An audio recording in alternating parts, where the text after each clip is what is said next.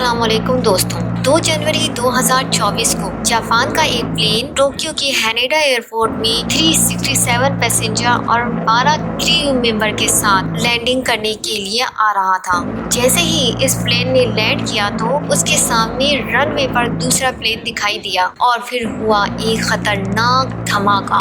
यह हादसा इतना भयानक था और आग इतनी खतरनाक लगी थी कि प्लेन के मेटल पार्ट्स आग की शिद्दत से पिघल गए थे। दोस्तों, यहाँ सवाल ये पैदा होता है कि आज के दौर में आखिर इतनी एडवांस टेक्नोलॉजी होने के बावजूद भी कैसे इतना खतरनाक हादसा हो गया। तो दोस्तों, वीडियो के एंड तक हमारे साथ जुड़े रहिएगा क्योंकि मैं इस हादसे की वजह और यहाँ होने वाले मेरिकल्स बताऊंगी। 2 जनवरी 2024 शाम 5:47 में एक एयरबस A350 तैयारा मंगल के दिन जिसे JAL ऑपरेट कर रहा था, वो पिछले आधे घंटे से सफोरो एयरपोर्ट में इंतजार कर रहा था टेक ऑफ के लिए, जो कि 737 और एयरबस A320 जैसे प्लेन से काफी बड़ा है साइज में, और इसी वजह से इस प्लेन में ऑलमोस्ट 350 पैसेंजर आराम से बैठ सकते हैं। एयरलाइन कंपनी ने सीट्स को अपने हिसाब से भी अरेंज किया हुआ था कि मजीद बढ़ाया जा सके,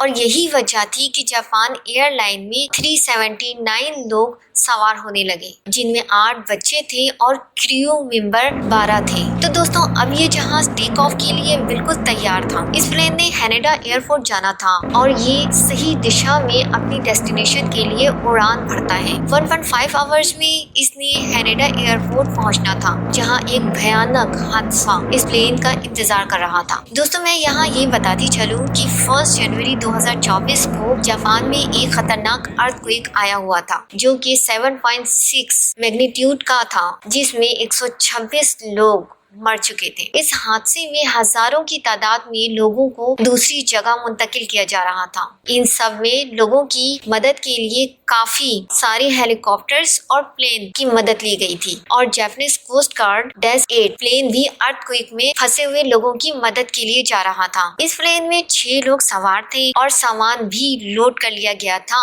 और ये टेक ऑफ के लिए रनवे पर जा रहा था। उधर दूसरी तरफ A350 तैयारा, जो कि सफारो एयरपोर्ट से टेक ऑफ किया था, उसे इसी रनवे पर लैंड करना था। उसे मालूम भी नहीं था कि वो जैसे ही रनवे पर लैंड करने वाला है, वहाँ ऑलरेडी एक तैयारा टेक ऑफ के लिए तैयार है। जापान एयरलाइन फ्लाइट A350 सही सलामत लैंड कर गया। इसके 4 से 5 सेकंड बाद ही डेस्क 8 प्लेन सामने आ गया और दोनों की जोरदार टक्कर हो गई। इतनी तेज आग के शोले उठे कि पूरे एयरपोर्ट में रोशनी फैल गई। दोस्तों, कोलिजन के वक्त भी ये प्लेन आगे की तरफ बढ़ता गया और फाइनली आगे जाके रुक गया। इसी दौरान पैसेंजर को कहा गया कि वो भागे और रुके नहीं। आप लोग जितनी तेजी से भाग सकते हैं भागें, और अपना सामान कोई नहीं उठाएगा क्योंकि इससे रास्ता ब्लॉक होने का खतरा है, और आप सबको जल्द से जल्द इस प्लेन से बाहर जाना है। देरी की सूरत में हम में से किसी की जान नहीं बच पाएगी। और सारे पैसेंजर ने बिल्कुल ऐसा ही किया, और तकरीबन 10 मिनट से पहले ही 369 लोग प्लेन से बाहर आ चुके थे, और इसके ठीक 10 मिनट बाद ही एक जोरदार कोलिजन होता है और पूरा जहाज आग की लपेट में आ जाता है। आग की शिद्दत इतनी थी कि प्लेन में मेटल बॉडी भी पिघल गई थी। दोस्तों, ये एक मेरिकल से कम नहीं था। सारे पैसेंजर और क्रू मेंबर बाहिफाजत प्लेन से बाहर आ गए थे। कुछ पैसेंजर जख्मी हुए थे, लेकिन ये कोई इतनी बड़ी चोट नहीं थी कि किसी की जान जाती। उधर दूसरी तरफ ये तैयार जो दूसरे तैयारे से टकराया था, उसमें 6 लोग थे, जिनमें से 5 लोगों की मौका पर ही डेथ हो गई थी और एक काफी जख्मी हालत में मिला। अब उसकी हालत जो है वो काफी तशवीशनाक बताई जाती है। ये 6 लोग वो लोग थे जो अर्थक्वेक में फंसे लोगों की मदद कर रहे थे।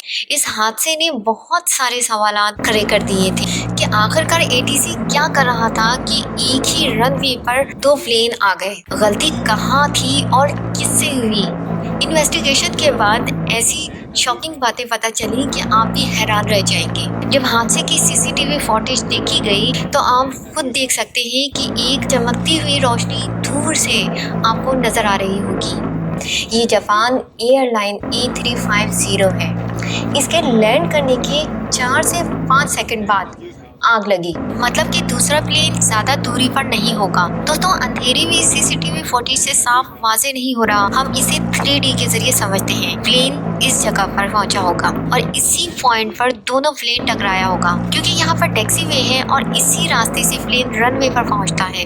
हम इस वीडियो में देख सकते हैं कि डेस्क 8 इस डायरेक्शन में मुड़ा होगा ताकि वो आगे जाके टेक ऑफ कर सके, और यही पर Japan airline flight E350 desk 8 से टकरा गया। दोस्तों आप डेस्क 8 और ATC की गलती देखते हैं कहाँ हुई। डेस्क 8 को भी टेक ऑफ करना था, इसीलिए ATC ने उसे कहा होगा कि ठीक है आप रनवे की तरफ आगे बढ़ो और आगे जाके होल्ड करो, लेकिन डेस्क 8 ने बगैर परमिशन के ही रनवे में टेक ऑफ करना स्टार्ट कर दिया। दरअसल इस तरह के केस में प्लेन को रनवे की साइड पर ही रोका जाता है ताकि जब रनवे खाली हो जाए तो दूसरा जहाज इस रनवे में आगे बढ़े। ATC पर भी सवाल उठते हैं कि उसके पास तो एडवांस टेक्नोलॉजी वाले रडार होते हैं जिससे वो ट्रैफिक को कंट्रोल करता है, उनकी नजर हर तैयारे पर होती है, फिर क्यों उसे ये दो जहाज नजर नहीं आया। आइए हम इसको इस 3D से समझते हैं। ये E350 का तैयारा लैंडिंग कर रहा है। ATC को साफ नजर आ रहा था ये जहाज, लेकिन प्रॉब्लम आती है जब ये डेस्क 8 तैयारा जिसे यहाँ होल्ड करने कहा गया था वो 40 फीट आगे जाकर होल्ड करता है और ATC 40 फीट डिस्टेंस को मेजर नहीं कर पाया। उसे लगा कि डेस्क 8 प्लेन वहीं रुका हुआ है जहां उसे कहा गया था, लेकिन डेस्क 8 आहिस्ते आहिस्ते रनवे की तरफ बढ़ रहा था और इस हल्की सी मूवमेंट को रडार इतने एक्यूरेट तरीके से नहीं देख पाया।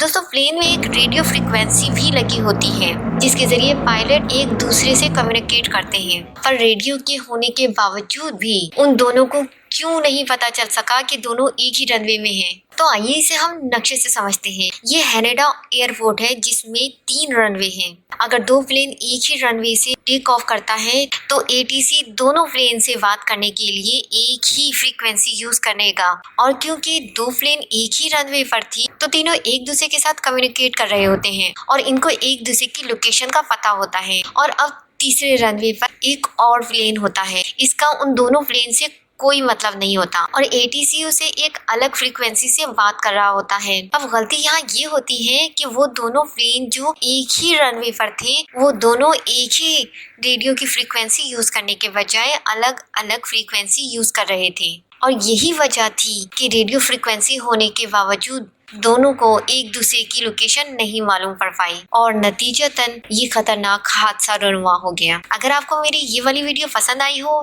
तो ऊपर आई बटन पर क्लिक करके जापान अर्थक्वेक 2024 जरूर देख लीजिएगा। मिलते हैं नेक्स्ट वीडियो में।